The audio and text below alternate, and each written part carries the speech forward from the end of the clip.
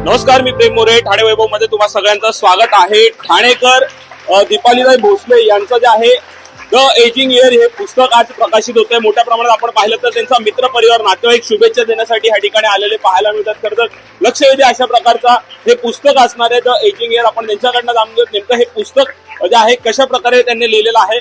Madam, सर्वप्रथम ठाणे वैभव मध्ये खूप खूप स्वागत. आणि द एजिंग इयर साठी सर्वच जण उत्सुक असलेले पाहायला मिळत आहेत. आपण संपूर्ण हे पुस्तक लिहिलेलं आहे. काय सांगाल पुस्तकाविषयी आणि कसं वाटतंय आज एवढे सगळे जण तुम्हाला शुभेच्छा देण्यासाठी, तुमचं पुस्तक पाहण्यासाठी, ऐकण्यासाठी, वाचण्यासाठी आलेले आहेत? या पुस्तकात मी गेल्या माझ्या 19 वर्षाचा अनुभव लिहिलेला आहे की ज्यांना कमी ऐकायला येतं त्यांच्या जीवनात त्यांना कसे काही प्रॉब्लेम्स येतात आणि त्यांनी फॅमिली त्यांना कशी सपोर्ट करू शकते याबद्दल काही टिप्स आहेत. किती महत्वाचं होतं हे पुस्तक. खरं तर आपण पाहिलं तर वयामानानुसार प्रत्येक जण अरे आजी आहे मग तिला ऐकायला येत नाही, त्यानंतर काहीतरी तिला समजून घेण्यात कमी पडतात. परंतु ह्या पुस्तकाच्या माध्यमातून जे आहेत ह्यानंतरचे जे वाचक असतील ते त्यांच्या ग्रँड पॅरेंट्सला समजून घेतील. हो, नक्कीच. कारण आतापर्यंत हा निग्लेक्ट केलेला, दुर्लक्षित केलेला विषय आहे की वयाप्रमाणे तर कमी ऐकू येणारच. पण हे पुस्तक वाचून नक्कीच एक पॉझिटिव्ह होप मिळेल की वयाप्रमाणे कमी ऐकू येणं याच्यावरती सोल्युशन आहे आणि त्यासाठी आपण ऑडिओलॉजिस्टला नक्कीच भेट दिली पाहिजे. तुम्हाला कसं समजलं की ही समस्या आहेत? म्हणजे तुम्ही तर अर्थात डॉक्टर आहेत, पण तुमच्या कधी लक्षात आलं की असं काही ज्येष्ठांसोबत होत असेल आणि तुम्ही ह्या पुस्तकाच्या माध्यमातून, लेखणीच्या माध्यमातून जे आहे लोकांसमोर, समाजापर्यंत पोहोचवत आहात? जेव्हा मी या ऑडिओलॉजी या फील्डमध्ये आले तेव्हा माझ्या लक्षात आलं की आपल्याला याबद्दल खूप माहिती मिळालेली आहे, पण लोकांमध्ये याबद्दल अजूनही असाच समज आहे की वयाप्रमाणे कमी ऐकू येणारच आहे. आणि त्यासाठी हे पुस्तक लिहून मला असं वाटतं की मी जास्तीत जास्त लोकांपर्यंत पोहोचेन आणि हा त्यांचा समज दूर करेन.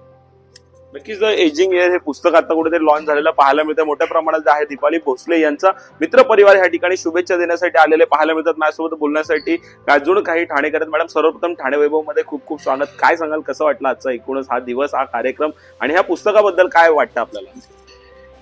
Dipali, congratulations. I'm so happy for you. I know Dipali from many years and she is doing fantastic job.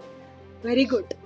आजी, काय सांगाल? आपण ह्या ठिकाणी सर्वात ज्येष्ठ पाहायला मिळतात. किती महत्वाचं होतं कुठेतरी आपल्या मित्रमैत्रिणींना एक कालांतराने प्रत्येकालाच म्हातारपण आहे, प्रत्येकालाच तो जे आहे ह्या सगळ्या गोष्टींना सामोरं जायचंय. ह्या पुस्तकाच्या माध्यमातून आपल्या ज्या आहेत त्या भावना लोकांपर्यंत, समाजापर्यंत पोहोचणार आहेत. काय सांगाल?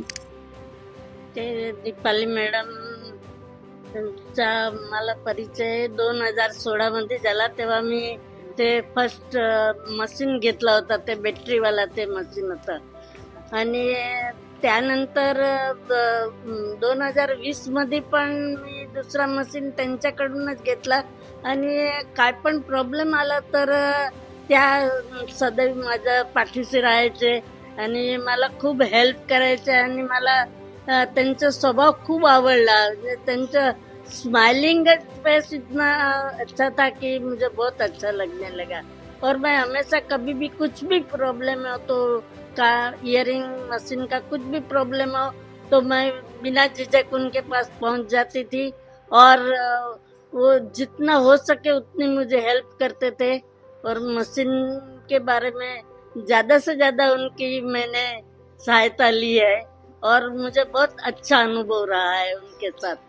थँक्यू. नक्कीच प्रत्येकाचा वेगळा असा एक चांगला अनुभव जो आहे तो पाहायला मिळतो. खरं तर जे आहे लक्ष द्या अशा प्रकारचं द एजिंग इयर अशा प्रकारचं हे पुस्तक आहे. मॅडम, वाचकांना काय आव्हान किंवा काय मेसेज करणार तुम्ही? वाचकांनी हे पुस्तक हातात घेतल्यानंतर त्यात जी चित्र आहेत आणि ती एवढी बोलकी आहेत की त्यासोबत मी जे काही लिहिलंय ते सहज वाचलं जाईल. आणि नक्कीच त्यांच्या नेबर्स, त्यांच्या घरी, त्यांचे पेशंट्स, त्यांच्या ओळखीचे कर्मचारी सगळ्यांना या पुस्तकाचा नक्कीच लाभ हवा.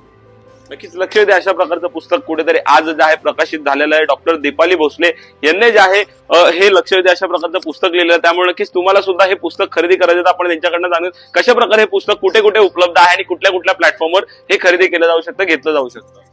हे पुस्तक अजून आम्ही ऑनलाईन डिस्ट्रीब्यूट केलेलं नाहीये, ते थोड्याच दिवसांमध्ये होईल. पण पुस्तकामध्ये एक बुकमार्क तुमच्याकडे येईल, त्यामध्ये कॉन्टॅक्ट इन्फॉर्मेशन आहे आणि त्यावरून आपल्याला पुढे संपर्क साधता येईल. इथे जमलेल्या सर्वच लोकांपर्यंत आणि सोशल मीडियाला जे आम्हाला फॉलो करतात त्या सर्वच लोकांपर्यंत आम्ही हे पुस्तक पोहोचवू एवढी नक्कीच आम्ही काळजी घेऊ. दीपाली ही माझी स्कूल फ्रेंड आहे.